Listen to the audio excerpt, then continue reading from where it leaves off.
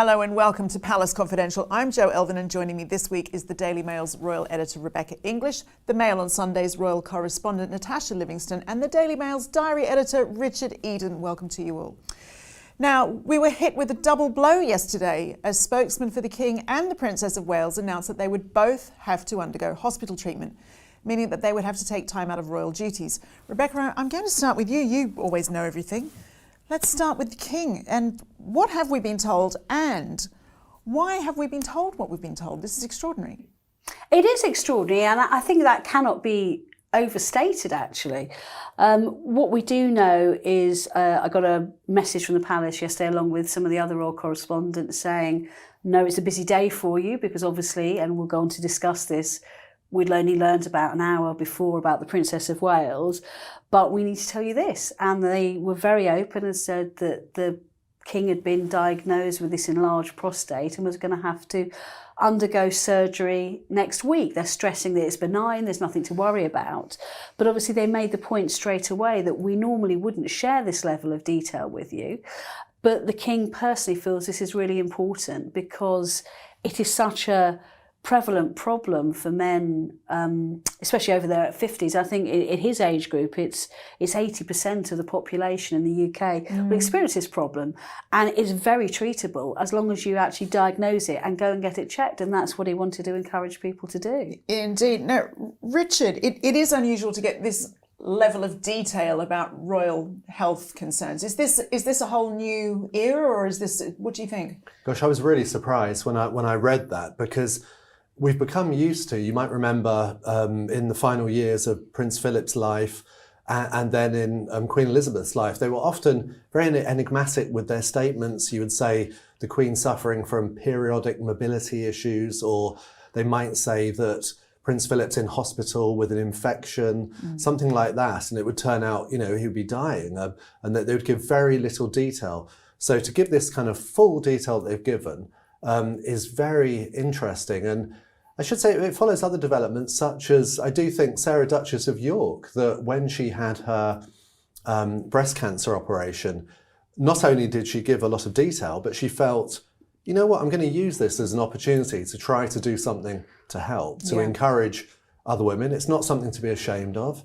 Often in royal circles, poor health has been seen as something kind of embarrassing or something to be ashamed of. So she was very open about it. And from what I hear, that's done a lot of good. So I presume the King will be hoping that, talking about prostates, things like that, for us men, it's embarrassing. It can be. And he hopes, presumably, to reduce some of that stigma. Yes, and Rebecca, obviously, a lot of people also worried about the news about Catherine. What a day yesterday. What do we know and why do we think it did come out the same day as the news about the King? It was a genuine coincidence, and even in palace circles, they were saying it was an unfortunate coincidence. But it was really a kind of perfect storm of events. Obviously, they wanted with Catherine to get her into hospital and to have her operation and to know it was a success before they announced the news. The King actually only got his diagnosis on Wednesday, and doctors immediately said, look, you need to scale back on some of your public engagements. And they realised the next day he was holding a big event at Dumfries House and had cabinet and ministers flying up from London. So they were going to have to counsel a lot of people. Yeah. And they've learned, I think, from the experience of the past when, as you rightly allude to, the rumours about the late Queen and Prince Philip would go wild because they didn't want to comment on it. People would start wildly speculating, and they didn't want to get into that sort of territory. So it was like, look, actually, we're going to announce this. We're going to be straight about it, because we have got to counsel so many people. We don't want the rumour mill to start again. But it was, it was unfortunate timing, and even the palace were remarking it was a bit of a more dramatic day than they'd entirely wanted it to be. Yeah, and it's interesting because we know details about the King's health issue, but we are left with, and we won't speculate because we don't know what exactly is wrong with Catherine, and unless they decide to announce it. But Natasha, it does sound serious. The recovery time is quite long. Yeah, she's going to be staying in hospital for 10 to 14 days, and then we've been told not to expect her at any royal engagements until potentially after Easter, and that includes any overseas travel. And obviously Rebecca reported before Christmas that there was an expected trip to Rome, which presumably is on hold now. And the Princess of Wales has become a really important figure in the royal family, so it's really feeling that sort of impact of the stripped back monarchy now that she's kind of out of action. Well, and of course, by default, it rather means that William is out of action. Yeah, he's going to be looking after the Princess of Wales and also their children, and so he's kind of pushing back some of his engagements. So yeah, it's really going to have a big impact. All of the royal correspondents were invited to the sort of media, pen sounds a bit grim, but it's a sort of position that they made outside You know the your hospital. place, Natasha. Yes. Get in that pen. Yeah. And it was really so there was a kind of vantage point for kind of photographers and broadcasters and journalists to see the hospital, see any comings and goings, but also mainly for the privacy of the princess, but other people at the hospital, so they were kind of a step back. But yeah, so we were all kind of there in the pen when we all got the news about the king, and it really was it was quite astonishing, really, to get so much news. It really was very dramatic. It is quite dramatic, isn't it? Because, Richard, in your newsletter this week, and a reminder that you can sign up to that below, you talk about the challenges of losing 2 senior members of the firm, and actually effectively 3 at the moment. I think for me it just highlights the precarious sort of nature of King Charles's vision of this slimmed down monarchy, which, remember, his vision for the future was the King and Queen Camilla, and then it was Prince William, Catherine, and then Prince Harry and Meghan. Well, they're gone, and now you've got, almost 3 people out of action. And it sort of, for me, emphasises how that vision is a very dangerous one. And, personally, I think there's much more strength in the monarchy to have a wider circle of people involved. The difficulty is, and Princess Anne's been asked about this before when they said, are you going to be stepping up now? And she said, how can I step up more than I am? I already do 400 engagements a year, massive commitments. I'm doing everything I can. So, remember, we discussed last week how Prince Richard, the Duke of Gloucester, who's in his 70s, yes. he carried out so many engagements. It was more than Prince William last year. So, people like him carry on doing lots of hard work, but, they're the supporting act, and it's those principles that we need. And Rebecca, what do you think we can expect in the next few days in terms of any further announcements? Can you hazard a guess at that? So, late last night I spoke to Kensington Palace, and I was told that she was doing well after her surgery, but they didn't really want to get into a situation with what we describe as a running commentary. So they made very clear, when we've got to say something, we'll say something. I think we can expect that she'll see visitors over the next few days. I know her children haven't been to see her yet, understandably. I suspect they want her to be a little bit better before that happens. And it's a big deal for 3 young children to go to a hospital and see their mother in a hospital bed, and that's completely understandable.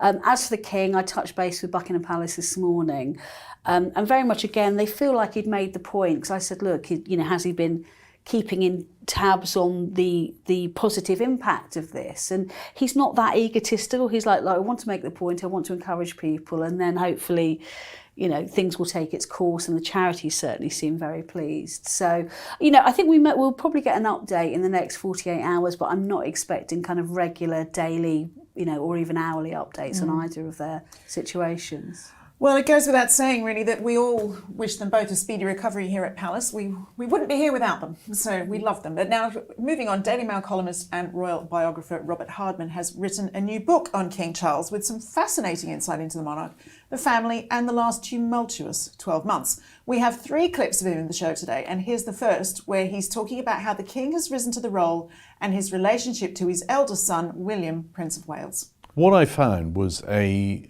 very sure-footed, very contented monarch. I think at the time of his accession, in those very sad, slightly febrile days of September 22, there were a lot of people thinking, well, how can anyone fill the shoes of Elizabeth II? And I think he has done, with aplomb. I think right from the start, there were no sort of question marks. There was no sort of news vacuum. There was no, well, what's going on? He had very clear plans. He hadn't discussed them with anyone, really. I mean, even some of his closest staff were still having to ask kind of questions right away. What do you do about this? So what about that?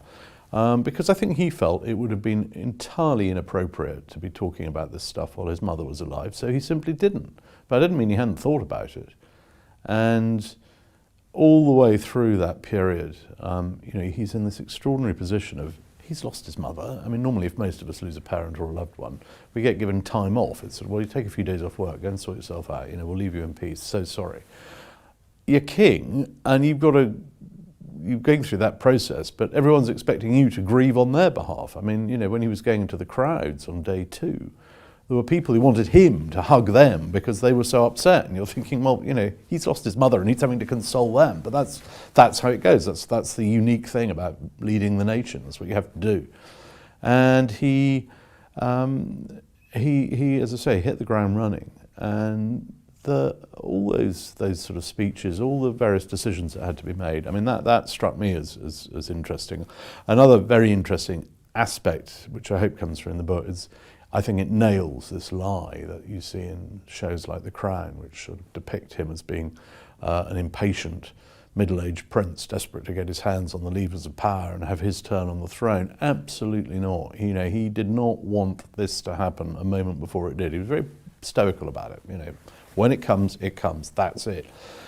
And as he said to more than one of my interviewees, actually, I didn't want this a moment sooner. It came when it came, and now I'm going to grip it, grasp it, and get on with it. You look back through history. History is full of tensions between a monarch and the heir. I mean, it goes with the territory. Actually, the exception in many ways to that rule was Princess Elizabeth and George VI. But all through the late Queen's reign, and particularly in those final years, I mean, the Prince of Wales was a very solid, dependable substitute who was really sort of doing a lot of the heavy lifting without in any way sort of stepping into the Queen's shoes. And I think now we see he's king, and Prince of Wales, William, is he's very solid, very dependable. He's like his father in many ways. I mean, they love the environment, they love the outdoors, similar sense of humour. They take a different approach on some things. I think the Prince of Wales is, as someone said to me, he's a regular guy. He likes watching action flicks and box sets and cheesy jokes and messing around in the garden with the children. The king, more into his classical music, his Shakespeare, thick books about big subjects. So they're different in that regard, but I mean they totally get what it's all about. It's about getting on with the job, and you understand that monarchy is there to sort of represent the nation to itself. It's not all about you. And I think William is proving a very dependable, solid, and Prince and Princess of Wales, and we wish her well. Robert Hardman's book, Charles III, New King, New Court, The Inside Story, is out now, and there will be a link to buy it in the description below, and we'll have more from it throughout the show. Rebecca, what changes have you noticed in the way our new monarch does things compared to the Queen? There are a lot. I wouldn't quite call it more relaxed, but there's a definite informality, a notable informality to what he does. I mean, I think actually in Robert Hardman's book, he describes it as a kind of informal, formal monarchy, and I think that's a really good description of it. I think we've seen a big difference in terms of the kind of engagements they do and the receptions they hold. For example, we saw Queen Camilla hold a big reception for people associated and working with the domestic violence sphere. And that's not the kind of thing we would have seen before with Queen Elizabeth. She might have done an event for a specific charity rather than a kind of the big issue she was supporting. And actually, when you go to these royal engagements, they're quite different now. The Queen, late Queen, really liked quite formal setups. So you would see, and it was almost done like a ballet. It was very brilliantly done. You'd see her staff seamlessly moving around the crowd and getting a few people into a group. So she knew before she was going to go, and they would say, "Mom, this is who this people is." They'd have their names on their cards. Whereas when you go to kind of the King and the Queen's receptions now, everyone's milling around, people are handing out drinks, handing out canapes. It's a lot more informal again, and there seems to be kind of a bit more of an air of a party around it, and a kind of free flow of ideas. So you can really see changes like that as well. Is it really terrible of me to say the couple of Buckingham Palace events I've been to, or the equerries, or the couple, they're so handsome. Well, I have to work with these people, so I shouldn't really say. It's not just that captain that everyone fancied from the coronation, let me tell you. You've obviously got a thing for a man in uniform, Maybe, Joe. maybe. Let's move on. Natasha, now William obviously has a very important role. Any disagreements, any tension between he and Charles, it kind of has to stay in the past and to get on with it. Do you think that's possible? Yeah, well, I mean, he's obviously another man in uniform, so... but I think, yeah, it's very clear that William had a difficult childhood and that impacted their relationship. They have different personalities. Again, Robert Hardman's book kind of touches on that. Prince William, for example, he's more of a box set man, whereas, King Charles loves to read, and they have different approaches to religion, and that, could have a very significant impact when Prince William becomes king. But also, I think everything that's happened with Prince Harry leaving the royal family has brought them closer together, and it seems like they have a really positive relationship now. Richard, Robert does paint an interesting portrait of the new heir. What did you make of it? Very interesting. I mean, there's so many different aspects to the book which we've been enjoying, reading in detail. And what interested me particularly was Robert's suggestion about Prince William's future role as Supreme Governor of the Church of England. He suggested that Prince William might be the first monarch in 500 years to cut that tie, which would be sort of revolutionary and would be a hell of a change. And I personally hope that's not the case. It seems to be almost like a misunderstanding that in our country, if you're going to be the monarch, you are head of the church. That comes with the territory. You can't pick and choose what you do. So, it's like if you're a policeman, you might want to catch criminals, but you also have to do a lot of form filling. Well, if William's going to be king, he also has to be head of the church. He can't choose that. So I'm hoping that over the next few years, people will point that out to him. But remember that he, for example, has already, he chose not to have any investiture ceremony when he became Prince of Wales. Well, for Charles, that was a big event. It really was. It was quite nutty, he was wasn't crowned. it? And we've talked about some of the fascinating details of that ping pong investiture ball before. on the coronet. Yes, On I always his love that crown. detail. Yeah. But William said, no, I don't want that. So it's been, a very interesting suggestion, but time will tell what actually happens. And we'll be here on Palace to talk about it when that happens. I promise you that. Now, what is in a name? Well, an awful lot if you're a member of the royal family. Here's Robert Hardman again, this time talking about the controversial decision by the Duke and Duchess of Sussex to give their daughter the late Queen's nickname Lilibet. One of the things that's attracted a lot of attention is this story about the naming of the Sussex's second child, Lilibet. And at the time, some people thought that's a slightly interesting choice of name. It was obviously a unique name. It was the Queen's childhood nickname. No one else has ever been called Lilibet. And there was, soon afterwards, at the time, the Sussexes had issued a statement saying, that the Queen had been supportive about this choice of name. And then it was the BBC that reported, actually, no, the Queen wasn't asked. At which point the Sussexes that reached for the legal red button and started issuing legal proceedings. And at which point the palace was not willing to endorse the Sussexes' version of events. There was a resounding silence. And as a result, the legal action didn't happen. The issue really was not the naming, the choosing of the name Lilibet. I mean, the Queen is, she's put up with all sorts of things through her long life.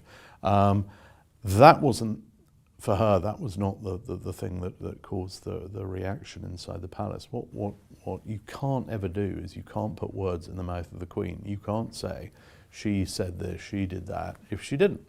And that was where the crux of the issue was, the fact that this choice of name that had clearly been presented as a fait accompli, and perhaps she did say, oh, that's very nice, or oh, how interesting, or she'd often say how interesting actually to things. You know, that's as maybe, but it's when she was being expected and the palace were expected to say that this had happened and it hadn't happened, that's what got her upset. Oh, Richard, this was quite the revelation, wasn't it? It really was, and this for me has, it really, in a way, it's sort of changed our view of many people of Queen Elizabeth, because lots of people sort of saw her as a sort of sweet old grandma, and I think Prince Harry and Meghan were very keen to put this idea that, yeah, she was the sweet grandma that would approve anything we did. Harry would always talk about the sort of men in grey suits who would keep me from her and this sort of thing. Well, actually, it turns out, you know, she really was an iron fist beneath that velvet glove. And, you know, this was her being angry about something. This is what Robert reports. And this is over the choice of name. And it wasn't just over the choice of name, which I think she may have felt was presumptuous and was, you know, perhaps an attempt to sort of take advantage, really, to sort of make commercial advantage. Remember, they'd already registered the name Lilibet as a domain name for a website. But also, it was it was something which just, I think, angered her on many different levels. I'm going to ask the question for balance, because I've seen a lot of people on Twitter, X, saying things like, you know, in any other walk of life, it's a great compliment. In any other walk of life, you don't need to ask anyone's permission to name your child whatever name you want. Why has this caused such a problem? And it's a fair question, but I think if they stuck to the name Elizabeth, then it wouldn't have been, because so many of the Queen's female grandchildren and great-grandchildren have Elizabeth as a middle name in her honour.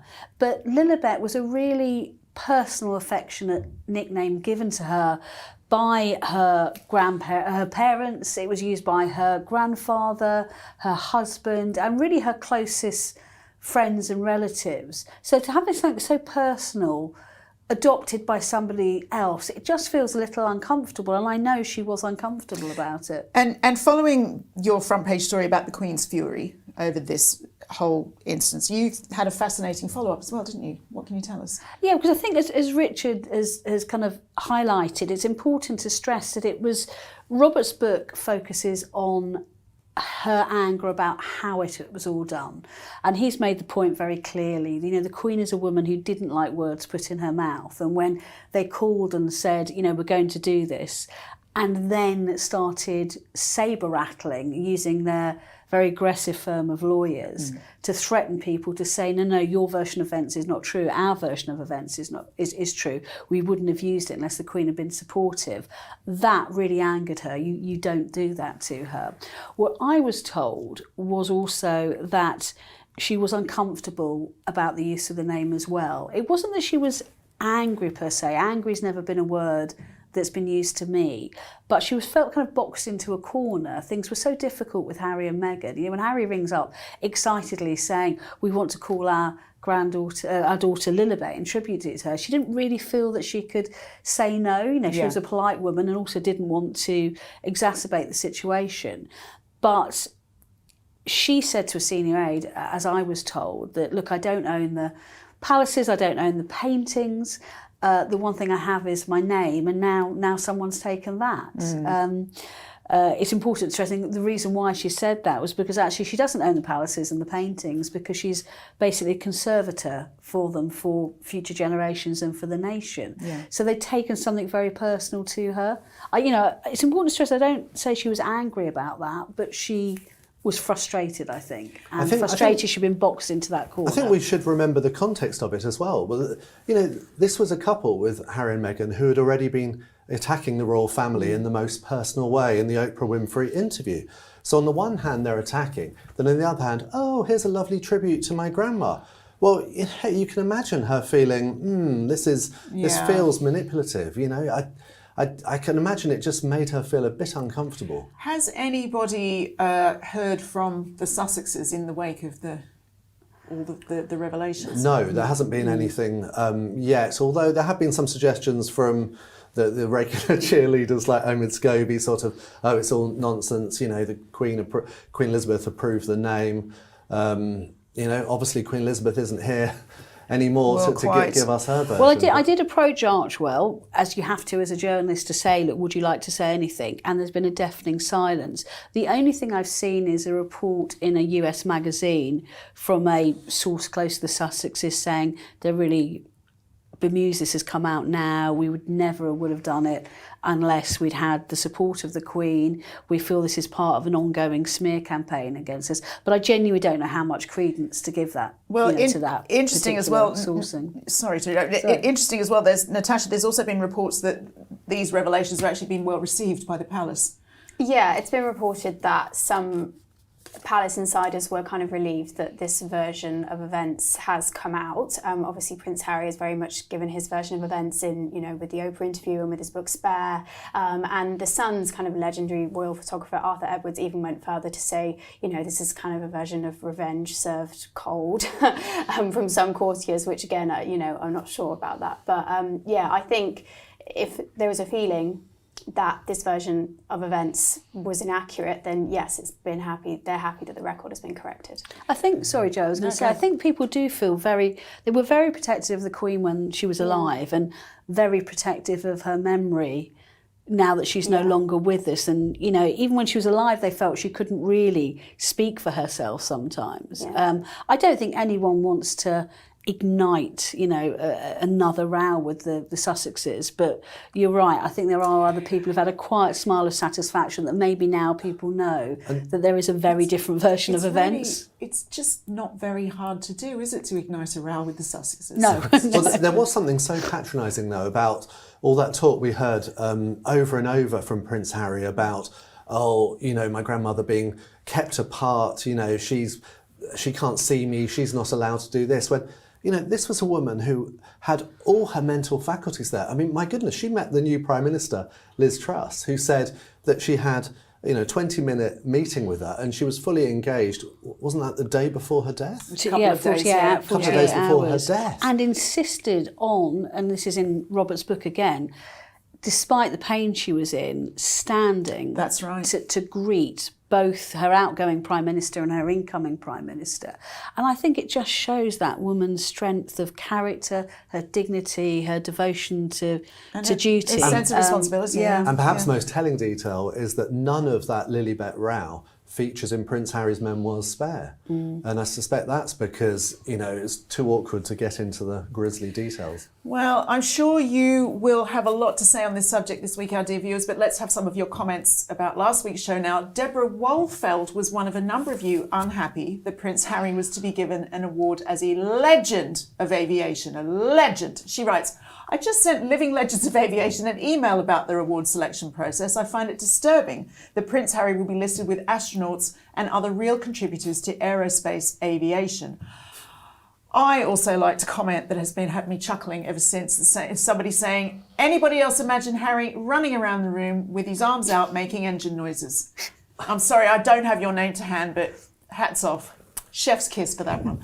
Meanwhile, Julia MacDonald was one of a number of you defending the Prince and Princess of Wales for taking on fewer duties to focus on raising their family. Well, that's come to the fore this week, hasn't it? She says raising the next generation of royals is a huge priority for the Walesers. They are quite right to focus on this. And after we reported that Catherine might be in line to join the Order of the Garter, Shannon Schaefer calls for another senior royal to get the nod. What about the Duchess of Edinburgh? She should be awarded the Order of the Garter. She's certainly earned the recognition.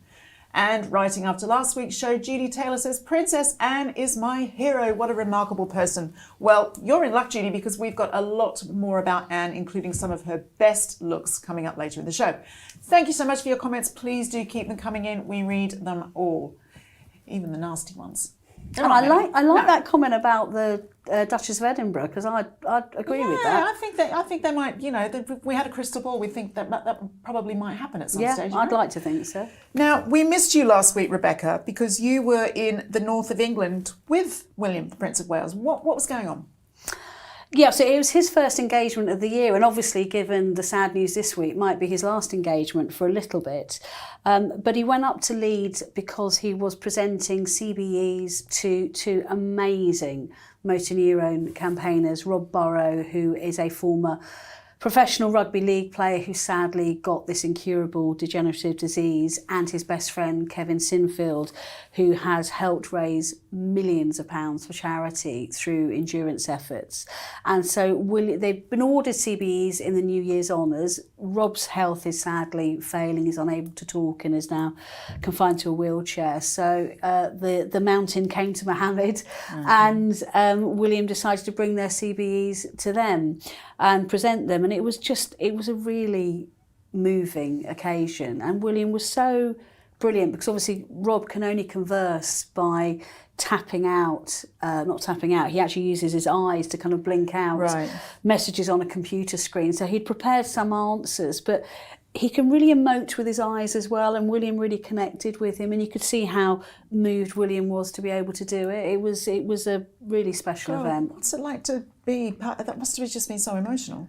It was, and what was lovely is because it wasn't at the palace where they have limited numbers, they could have all their families there. I should explain, it was at the Leeds Rhinos Rugby Club where both men used to play, and so they could have their children there. And we were waiting in the room before William arrived, and the little girls were practicing their curtsies and saying how excited they were, and the little boy was like running around. He was like a kind of mini Prince Louis, you can imagine, running around, kind of taking books out the goodie bags to have a look to. And so it was just a really lovely family occasion. And you can't do that for everyone, but obviously it was a very special one for them. That's amazing. Now, I want to move on to what's fast becoming a regular Princess Anne slot. Last week we discussed her carrying her own bags off the plane in no-nonsense style as she landed in Sri Lanka. And this week, the praise for the Princess Royal just keeps on coming, from fashion royalty, no less. Now, I'm going to get the name right, if it kills me. Silvia Venturini Fendi of the House Fendi has revealed that Anne's outfit at her brother's coronation last year was the inspiration for Fendi's new menswear collection, which was shown in Milan last week. Did you say? Yes. My daughter works at Gucci, so I know it's menswear week in Milan this week. And so she also called the 73-year-old princess the most elegant woman in the world. Now, I don't know if you've seen the Fendi show, but there are more masculine collections out there, so just to ebb away some of your confusion there, Richard. But that is high praise indeed, isn't it, Natasha? Yeah, I mean, the collection is a lot of kind of raincoats and quite sort of sturdy fashion wear, which Princess Anne is definitely a fan of. I saw a maxi skirt. Well, there you go. But yeah, Princess Anne definitely has an interesting sense of style. I also love she has these Adidas sports sunglasses, which she wore in Sri Lanka and she's had for more than a decade. It doesn't matter, she keeps recycling them, they keep coming out, and I love it. But I think she's a classic example of, it's not what you wear, but how you wear it. And she pulls everything off with kind of that steely confidence that she's known for. And that make, do and mend grit. Yeah. We like that, don't we? Rebecca, I think we can probably all confidently say that this praise from fashion royalty will not go to Anne's head. I think we can safely predict that is the case, Jo. Could we safely say she hasn't even noticed? I doubt she would have. I think I've said to you on the programme before, I find her quite scary when I do engagements with her. She's quite brusque and very like... and what I love is apparently the designer was inspired by the outfit she wore to the King's coronation, where she was invited to wear full military uniform and the trousers and the big plumed hat. And then they started looking back at her fashion. I was like, she's great, but I love Princess Anne. That plumed hat came in very useful. Well, yes, I knew Richard would remember that bitchy little detail. Well, actually, Robert refers to that in his book. I feel like that's the refrain of the show, and Robert says this in his book this week. Sorry if I'm going to bore the viewers with it, but he actually got to interview Princess Anne, and he asked her about it, and she said, well, that hat wasn't my idea. I said, you sure? It's a big hat. Are you sure you don't want me to wear it? And they went, Yeah, and she was only sitting where she was, she said, because she needed to make a speedy exit, so they changed the seats. But God bless her. It's okay, we believe her. We believe Yeah, her. we do. I mean, I've done, in my magazine editor days, done lots of stories about what a style icon Anne was and has been since the 60s and 70s. I think she's amazing. But, you know, we talk about the no-nonsense, rather brusque Anne. But Richard, in Robert Hardman's book, there's a really sweet anecdote, isn't there, about Anne on the day that the Queen passed away? Yeah, it's very touching. I mean, obviously that was one of the most dramatic and memorable days of their lives. And, you know, we heard how King Charles learnt that his mother had died, and that's because his private secretary referred to him as Your Majesty. So that's how he knew. And then Princess Anne was greeted by, I think, a member of staff at Balmoral who gave her a big hug. And Princess Anne sort of was slightly bewildered, I think, and sort of turned around and said, well, that won't happen again. But took the hug. Tell me No, she took the she hug. did take took the the hug and hug, was grateful, yeah. And the staff person said, like, I wouldn't normally do it, but she looked so distressed standing there. It was just a normal kind of instinctive human reaction, and she did definitely accept it in the spirit that it was delivered, but was like very much like going, okay, right, emotion over, let's just now Never get again. on with it. Well, we don't want to let this celebration of Anne's style go unmarked. So here is a celebration of our own favourite outfits worn by Princess Anne over the years. Enjoy.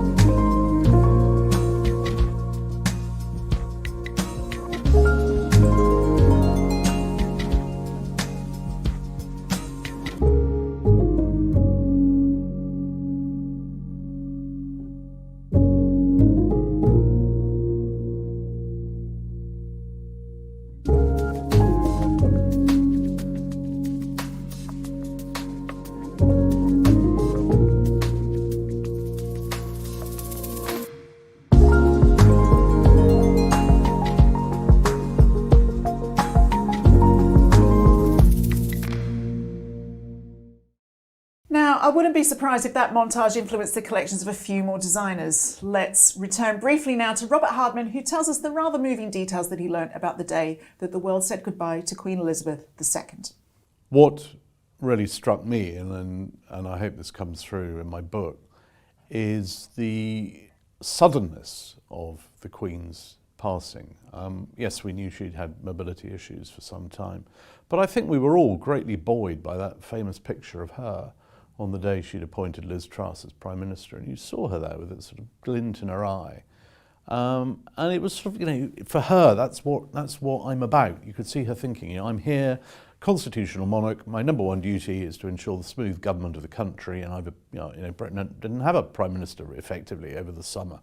And finally, things are back in order, and she'd done it with great dignity and style. And I think we all sort of heaved a bit of a sigh of relief, and life carried on.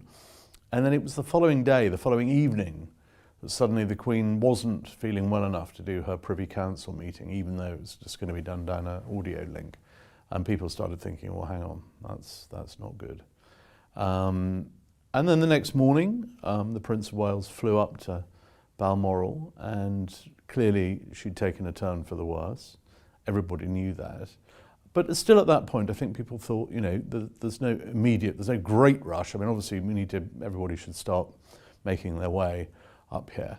But what no one was expecting was her to have this sudden, very rapid decline. So that, you know, by mid-afternoon, the King was being addressed as Your Majesty for the first time. And he was still trying to make his way back from Birk Hall to Balmoral Castle. He'd seen the Queen earlier in the day. I think it's very important that he had been to see her that day and had spent a good hour at her bedside. So, you know, that was for him, I think, really important. But people have said to me, why did it take the royal family so long to get up there? Well, I mean, you know, Balmoral is not the easiest place to get to.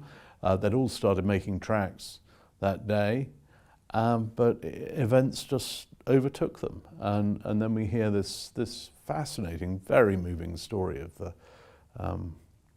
the last red box. You know, do you think she had these red boxes coming into her life for 70 years? You know, every day as a young mother, middle-aged, as a pensioner, there was the red box every day, full of bits of paper that needed reading, signing, approvals. Some of it quite interesting, some of it very interesting, a lot of it very boring. Always had to be done, had to be dealt with. If you let it stack up, you basically lose sight of everything.